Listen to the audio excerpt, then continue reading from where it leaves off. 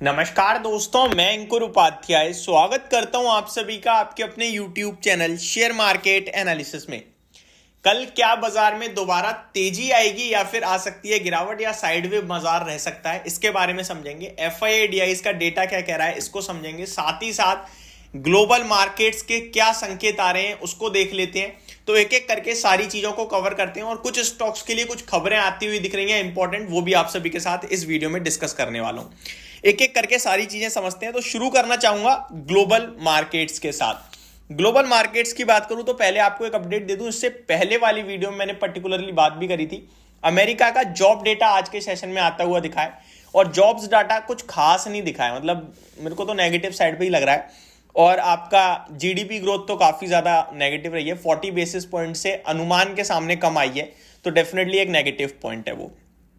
अब अपडेट ये है कि एशिया पैसिफिक 1.5% निकई नीचे दिख रहा है और शंघाई में लगभग फ्लैटिस काम होता हुआ दिख रहा है और हैंगसेंग आपके लिए आधे % ऊपर है।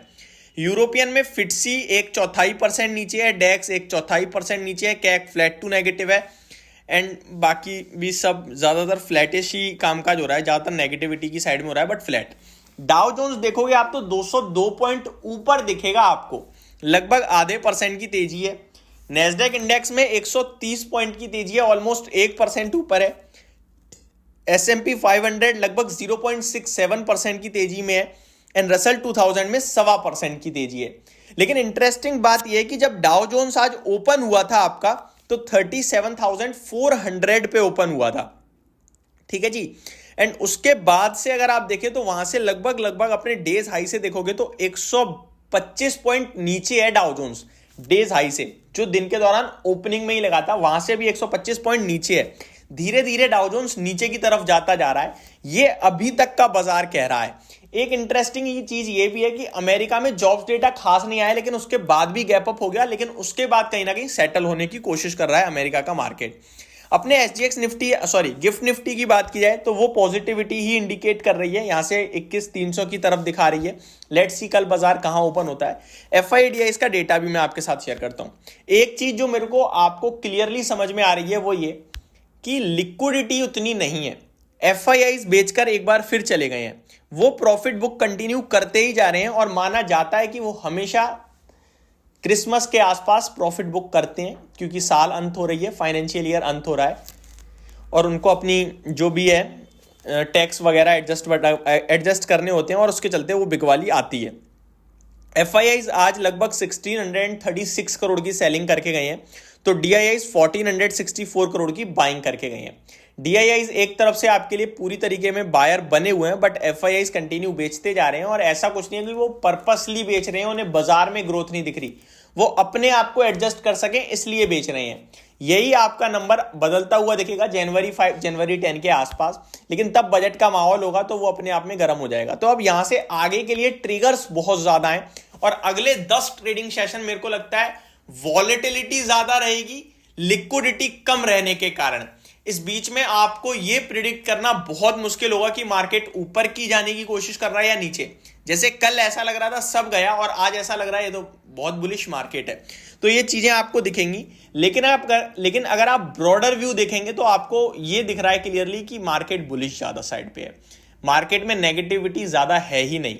मैं आपको 4 बड़े इवेंट बताऊं तो आपका एक इलेक्शन है, एक बजट है, एक US इलेक्शन है और एक आपका इंटरेस्ट रेट कट होने की तैयारी में। इलेक्शन का डेटा ऑलमोस्ट हम पॉजिटिव मान के चल सकते हैं, स्टेट इलेक्शन ने बता ही दिया। बजट जब आएगा तब देखी जाएगी, 1 फरवरी को है बजट आपका, जो भी होगा वो तब का तभी आ जाएगा। बजट से पहले नॉर्मली तेजी ही आती है बाजार में, जो आते हुए दिख रही है आपको।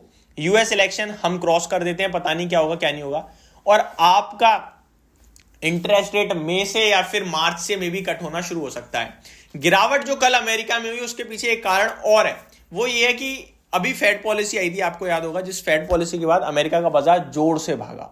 उस फेड पॉलिसी में क्या हुआ, मान के चलने लगा मार्केट बाजार की 3 रेट कट आएंगे 75 बेसिस पॉइंट के, और ये एक्सपेक्टेशंस में बाजार भाग गया।